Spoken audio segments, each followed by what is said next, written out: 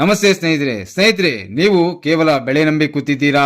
ನೀವು ಬೆಳೆದ ಬೆಳೆಗೆ ಸಮಯಕ್ಕೆ ಸರಿಯಾಗಿ ಮಳೆ ಬಾರದೆ ಮಳೆ ಕೈ ಕೊಟ್ಟಾಗ ಮತ್ತು ಕೆಲವೊಮ್ಮೆ ನಿಗದಿತ ಪ್ರಮಾಣದಲ್ಲಿ ಮಳೆ ಬಂದರೂ ಕೂಡ ನೀವು ಬೆಳೆದ ಬೆಳೆಯಿಂದ ಸರಿಯಾದ ಪ್ರಮಾಣದಲ್ಲಿ ಇಳುವರಿ ಬಂದಿಲ್ಲ ಅಂತ ನಿಮ್ಮ ಮುಂದಿನ ಜೀವನದ ಬಗ್ಗೆ ಚಿಂತಾಕ್ರಾಂತರಾಗಿದ್ದೀರಾ? ಹಾಗಿದ್ರೆ ಚಿಂತೆ ಮಾಡಬೇಡಿ ಸ್ನೇಹಿತರೆ.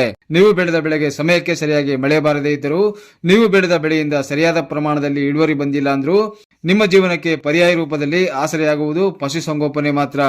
ಆದರೆ ಹೆಚ್ಚಿನ ರೈತರಿಗೆ ಪಶುಸಂಗೋಪನೆ ಸಲುವಾಗಿ ಸರ್ಕಾರ ನೀಡುತ್ತಿರುವ ಸಬ್ಸಿಡಿಗಳು ಮತ್ತು ಉಚಿತ ಸೌಲಭ್ಯಗಳ ಬಗ್ಗೆ ಮಾಹಿತಿಯೇ ಇರುವುದಿಲ್ಲ. ನೀವು ಸಾಕುವ ಆಕಳು, ಕುರಿ ಅಥವಾ ಕೋಳಿಗಳಿಗೆ ಸರ್ಕಾರ ಹಣ ನೀಡುತ್ತಿದೆ ಎಂದರೆ ನೀವು ನಂಬುತ್ತೀರಾ? ಹೌದು, ನಂಬಲೇಬೇಕು ಸ್ನೇಹಿತರೆ. ಏಕೆಂದ್ರೆ ಕೇವಲ ಬೆಳೆಯನ್ನೇ ನಂಬಿ ಕೂತಿರುವ ರೈತರ ಜೀವನದಲ್ಲಿ ಎದುರಾಗುವ ಸಂಕಷ್ಟಗಳನ್ನು ಪರಿಹರಿಸುವ ನಿಟ್ಟಿನಲ್ಲಿ ಕರ್ನಾಟಕ ಸರ್ಕಾರವು ಪಶುಪಾಲನಾ ಇಲಾಖೆಯ ಮುಖಾಂತರ ರೈತರಿಗೆ ಸಾಲು ಸಬ್ಸಿಡಿಗಳನ್ನ ನೀಡುವ ಮೂಲಕ ರೈತರ ಜೀವನವನ್ನ ಹಸನಾಗಿಸಲು ಮತ್ತು ಲಾಭವನ್ನ ದ್ವಿಗುಣಗೊಳಿಸಲು ಸಿದ್ಧವಿದೆ. ಹಾಗಿದ್ರೆ ರಾಜ್ಯ ಸರ್ಕಾರ ರೈತರ ಹಿತದೃಷ್ಟಿಯಿಂದ ಪಶುಪಾಲನಾ ಇಲಾಖೆಯ ಮುಖಾಂತರ ಯಾವೆಲ್ಲ ಸೌಲಭ್ಯಗಳನ್ನ ನೀಡುತ್ತಿದೆ, ಅವುಗಳನ್ನ ಪಡೆಯೋದು ಹೇಗೆ ಅನ್ನೋ ಕುತೂಹಲ ನಿಮಗೂ ಇದೆಯಾ? ಹಾಗಿದ್ರೆ ಈ ವಿಡಿಯೋವನ್ನ ಸಂಪೂರ್ಣವಾಗಿ ನೋಡಿ ಸ್ನೇಹಿತರೆ. ರಾಜ್ಯ ಸರ್ಕಾರ ಪಶುಪಾಲನಾ ಇಲಾಖೆಯ ಮುಖಾಂತರ ಹಮ್ಮಿಕೊಂಡಿರುವ ಪ್ರಮುಖ ಯೋಜನೆಗಳ ವಿವರ ಹೀಗಿದೆ ನೋಡಿ. ಹಾಲು ಉತ್ಪಾದಕರಿಗೆ ಉತ್ತೇಜನ. ಪ್ರಾಥಮಿಕ ಹಾಲು ಉತ್ಪಾದಕರ ಸಹಕಾರ ಸಂಘಗಳಿಗೆ ಗುಣಮಟ್ಟದ ಹಾಲು ಸರಬರಾಜು ಮಾಡುವ ರೈತರಿಗೆ ಸರ್ಕಾರವು ಪ್ರತಿ ಲೀಟರ್ ಹಾಲಿಗೆ 5 ರೂಪಾಯಿಗಳ ಪ್ರೋತ್ಸಾಹ ಧನವನ್ನು ನೀಡುತ್ತಿದ್ದು, ಈ ಹಣವು ನೇರವಾಗಿ ರೈತರ ಬ್ಯಾಂಕ್ ಖಾತೆಗೆ ಜಮೆಯಾಗಲಿದೆ. ಈ ಮೂಲಕ ಹೈನುಗಾರಿಕೆಯಲ್ಲಿ ತೊಡಗಿರುವವರಿಗೆ ಆರ್ಥಿಕ ಬಲ ನೀಡುತ್ತದೆ. ರಾಸುಗಳ ಆಕಸ್ಮಿಕ ಸಾವಿಗೆ ಆಪತ್ತು ನಿಧಿ. ರೈತರು ಸಾಕಿದ ಜಾನುವಾರುಗಳು ಹಸು, ಎಮ್ಮೆ, ಹೋರಿ ಇತ್ಯಾದಿ ಆಕಸ್ಮಿಕವಾಗಿ ಮರಣ ಹೊಂದಿದಾಗ ಉಂಟಾಗುವ ಆರ್ಥಿಕ ನಷ್ಟವನ್ನ ಭರಿಸಲು ಸರ್ಕಾರವು 15,000 ರೂಪಾಯಿಗಳವರೆಗೆ ಪರಿಹಾರ ಧನವನ್ನ ನೀಡುತ್ತಿದೆ.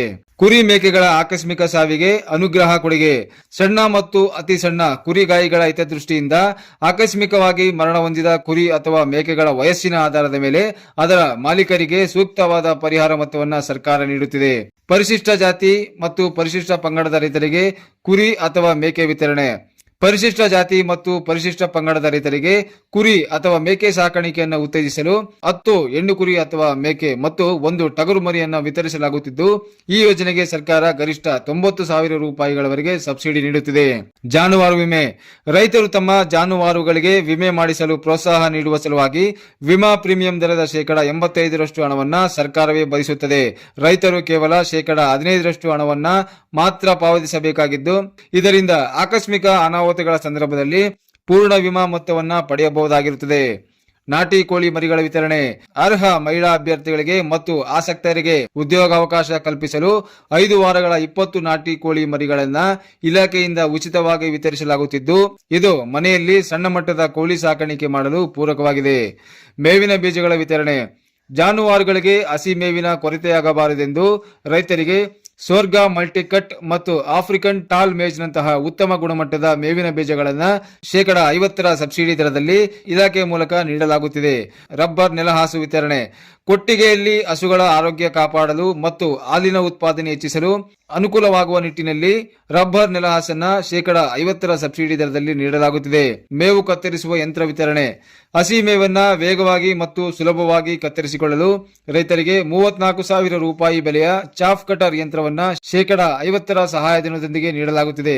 ಪ್ರಮುಖ ಸೂಚನೆ ಸ್ನೇಹಿತರೆ, ಹೆಚ್ಚಿನ ರೈತರು ಜಾನುವಾರುಗಳಿಗೆ ವಿಮೆ ಮಾಡಿಸಲು ನಿರ್ಲಕ್ಷ್ಯ ಮಾಡುತ್ತಿದ್ದಾರೆ. ಆದರೆ ಈಗ ಸರ್ಕಾರವೇ 85% ಹಣ ಪಾವತಿಸುತ್ತಿರುವುದರಿಂದ ಕೇವಲ 15% ಹಣ ಕಟ್ಟಿ ಇನ್ಸೂರೆನ್ಸ್ ಮಾಡಿಸಿಕೊಳ್ಳಿ. ಇದು ಆಕಸ್ಮಿಕವಾಗಿ ಜಾನುವಾರು ಸತ್ತಾಗ ನಿಮಗೆ ದೊಡ್ಡ ಆರ್ಥಿಕ ಹೊರೆ ತಪ್ಪಿಸುತ್ತದೆ. ಅರ್ಜಿ ಸಲ್ಲಿಸುವಾಗ ನಿಮ್ಮ ಬ್ಯಾಂಕ್ ಪಾಸ್ಬುಕ್ ಮತ್ತು ಆಧಾರ್ ಕಾರ್ಡ್ ನಲ್ಲಿ ಹೆಸರು ಒಂದೇ ರೀತಿ ಇರುವುದನ್ನು ಖಚಿತಪಡಿಸಿಕೊಳ್ಳಿ. ಇನ್ನು ಈವರೆಗೆ ಹೇಳಿರುವ ಎಲ್ಲಾ ಸೌಲಭ್ಯಗಳನ್ನ ಪಡೆಯಲು ರೈತರು ತಮ್ಮ Aadhaar card, ration card, bank passbook, photo, ಜಾತಿ ಪ್ರಮಾಣ ಪತ್ರ ಮತ್ತು ಆದಾಯ ಪ್ರಮಾಣ ಪತ್ರಗಳೊಂದಿಗೆ ನಿಮ್ಮ ತಾಲೂಕಿನ ಪಶುಪಾಲನಾ ಇಲಾಖೆ ಅಥವಾ ಪಶು ಆಸ್ಪತ್ರೆಯ ವೈದ್ಯಾಧಿಕಾರಿಗಳನ್ನ ಭೇಟಿ ಮಾಡಿ ಅರ್ಜಿ ಸಲ್ಲಿಸಿ ಅಂತ ಹೇಳ್ತಾ ಈ ವಿಡಿಯೋ ಮುಗಿಸ್ತಾ ಇದ್ದೀನಿ. ಈ ಮಾಹಿತಿ ನಿಮಗೆ ಇಷ್ಟವಾದಲ್ಲಿ ಒಂದು ಲೈಕ್ ಅನ್ನ ಕೊಡಿ. ಇದೇ ತರಹ ಇನ್ನಷ್ಟು ವಿಡಿಯೋಗಳಿಗಾಗಿ ನಮ್ಮ ಚಾನೆಲ್ ಅನ್ನ ಸಬ್ಸ್ಕ್ರೈಬ್ ಮಾಡಿಕೊಳ್ಳಿ.